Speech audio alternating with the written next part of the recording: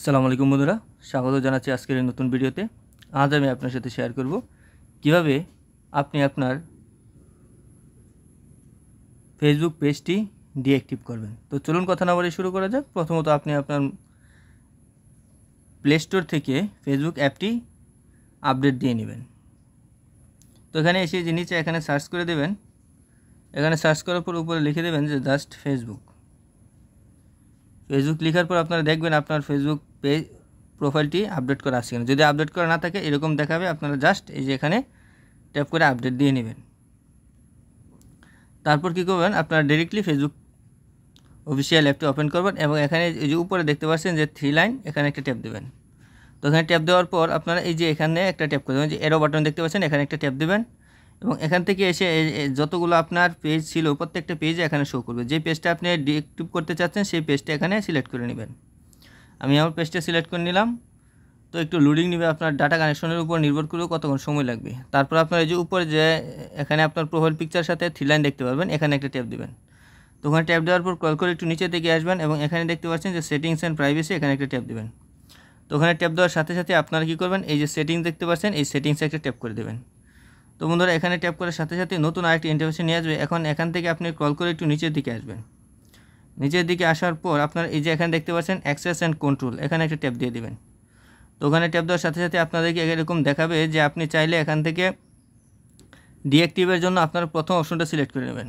আমি ডিঅ্যাক্টিভ সম্পর্কে ছোট্ট একটা তথ্য দিয়ে রাখি। ডিঅ্যাক্টিভ হচ্ছে আপনি আপনার যত দিনের জন্য এই পেজটি হাইড করে রাখবেন ততদিন আপনার এই পেজে কেউ দেখতে পারবে না, অর্থাৎ আপনার পেজের অ্যাক্সেস কেউ দেখতে পারবে না। আপনার পেজে কোনো ভিডিও আর অডিও কোনো কিছুই ওরা বুঝবে না। আপনার ফ্রেন্ড লিস্টে যারা আছে তারা কেউ দেখতে পারবে না, আপনার ফলোয়াররা দেখতে পারবে না।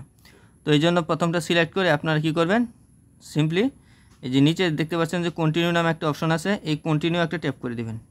তো এখানে ট্যাপ করার সাথে সাথে নতুন আরেকটা ইন্টারফেসে আপনাদেরকে নিয়ে যাবে। এখানে আপনারা রিজনটা লিখে দেবেন, অর্থাৎ আপনি যে আপনার ফেসবুক পেজটি ডিঅ্যাক্টিভ করতে চাচ্ছেন সেই রিজনটা আপনারা এখান থেকে লিখে দেবেন। আপনারা যদি নাও দেন তাহলে সমস্যা নেই, আমি বলবো যে কোনো একটা দিয়ে দিবেন। প্রথমটা আমি দিয়ে দিচ্ছি। এখন আপনারা কী করবেন, এই যে কন্টিনিউ জাস্ট একটা ট্যাপ করে দেবেন। তো কন্টিনিউ ট্যাপ করার সাথে সাথে আপনাদের এরকম একটা ইন্টারফেসে নিয়ে আসবে। এখন আপনারা কী করবেন, এই যে এখানে ডেট 7 ডেজ দেখতে পাচ্ছেন, আপনারা এখানে একটা ট্যাপ করে দেবেন। তো ওখানে ট্যাপ করার সাথে সাথে আপনার কয়েকটা ডেটের কথা বলবে। আপনারা একদিনের জন্য এটা ডিঅ্যাক্টিভ করে রাখতে পারেন, অথবা একদিন পার হয়ে গেলে পরবর্তীতে এটা অটোমেটিকলি আপনার ফেসবুক পেজটি আবার কাজ করা শুরু করবে।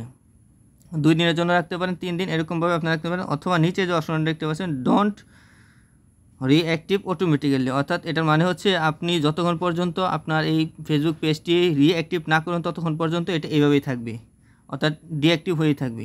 আপনার যে কোনো একটা অপশন সিলেক্ট করে নেবেন আপনার পছন্দ মতো।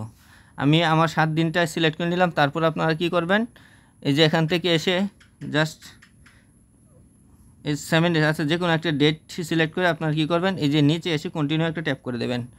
তো বন্ধুরা কন্টিনিউ ট্যাপ করার সাথে সাথে নতুন আরেকটি ইন্টারফেসে নিয়ে আসবে। এখন আপনারা বলতেছে যে আপনার যে পেজে যতগুলো তথ্য ছিল সবগুলোকে আপনি ডাউনলোড করবেন কিনা। যদি ডাউনলোড করতে চান তাহলে ডাউনলোড ইনফোতে একটা ট্যাপ করে দেবেন, তারপর জাস্ট কন্টিনিউ ট্যাপ করবেন। আমি যে ডাউনলোড করতে যাচ্ছি না এই জন্য আমি জাস্ট কন্টিনিউ একটা ট্যাপ করে দেবো। তো কন্টিনিউ ট্যাপ করার সাথে সাথে নতুন আরেকটি ইন্টারফেসে নিয়ে আসবে। এখন আপনারা দেখতে পাচ্ছেন এই যে এটাই হচ্ছে আপনার মূলত মেইন পেজ। এখানে যদি আপনি ট্যাপ করে দেন সাথে সাথে আপনার এই পেজটি কিন্তু ডিঅ্যাক্টিভ হয়ে যাবে। তো বন্ধুরা আমি এটা ডিঅ্যাক্টিভ করে ডিরেক্টলি দেখাচ্ছি, জাস্ট এখানে একটা ট্যাপ করে দেবেন। তো বন্ধুরা আপনার পেজটি স্বয়ংক্রিয়ভাবে এই 4 দিনের জন্য কিন্তু আপনার পেজটি ডিঅ্যাক্টিভ হয়ে গেছে। এখন এই পেজটি কীভাবে আবার রিঅ্যাক্টিভ করবেন, 4 দিন আগে চাইলেও আপনি এটা রিঅ্যাক্টিভ করতে পারেন। এই জন্য আপনার প্রথমেতে এই যে 3 লাইনে একটা ট্যাপ করে দেবেন। 3 লাইনে ট্যাপ করার পর আপনারা কী করবেন, এই যে সেটিংস অ্যান্ড প্রাইভেসিতে একটা ট্যাপ দেবেন, তারপর আবার সেটিংসে একটা ট্যাপ দেবেন। তো এখানে আসার পর আপনারা একটু স্ক্রল করে নিচের দিকে আসবেন এবং এখানে আসার পর এই যে এখানে দেখতে পাচ্ছেন যে পেজেস, এখানে একটা ট্যাপ দিয়ে দেবেন। তো এখানে ট্যাপ দেওয়ার পর আপনারা এই যে ভিউ একটা ট্যাপ দেবেন। ভিউ ট্যাপ দেওয়ার সাথে সাথে আপনি যতগুলো পেজ ডিঅ্যাক্টিভ করেছেন প্রত্যেকটা পেজ কিন্তু এখানে দেখাবে। আপনি চাইলে যে পেজটা এখন রিঅ্যাক্টিভ করতে যাচ্ছেন সেই পেজটা এখানে সিলেক্ট করে নেবেন। তো বন্ধুরা এখানে আমি আমার একটা পেজ রিঅ্যাক্টিভ করে দেখাচ্ছি, যে প্রথম মাত্র যে পেজটা আমি 4 দিনের জন্য ডিঅ্যাক্টিভ করছিলাম সেটা আমি এখন রিঅ্যাক্টিভ করে নিব, অর্থাৎ পুনরায় সক্রিয় করে নিব। আপনি জাস্ট সিম্পলি এখানে ট্যাপ করে দিয়েই আপনি একটু ওয়েট করবেন। এই দেখুন বন্ধুরা আমার এই পেজটি কিন্তু এই যে এতক্ষণ দেখলেন ডিঅ্যাক্টিভ ছিল, এখন কিন্তু রিঅ্যাক্টিভ হয়ে গেছে, অর্থাৎ আবার এই পেজে আপনি কাজ করতে পারবেন। তো বন্ধুরা এই ছিল আজকে ভিডিওটি থেকে যদি আপনি ন্যূনতম উপকৃত হয়ে থাকেন এতে যদি আপনার ন্যূনতম উপকারী মনে হয় তাহলে অবশ্যই ভিডিওটিতে একটা লাইক করবেন এবং প্রয়োজনে বন্ধুদের সাথে শেয়ার করে রাখবেন। আর আপনি যদি আমার চ্যানেলে নতুন দর্শক হয়ে থাকেন তাহলে অবশ্যই চ্যানেলটি সাবস্ক্রাইব করে বেল আইকনটি বাজিয়ে রাখবেন পরবর্তীতে এরকম আরও নিত্য নতুন আপডেটেড ভিডিও পাওয়ার জন্য।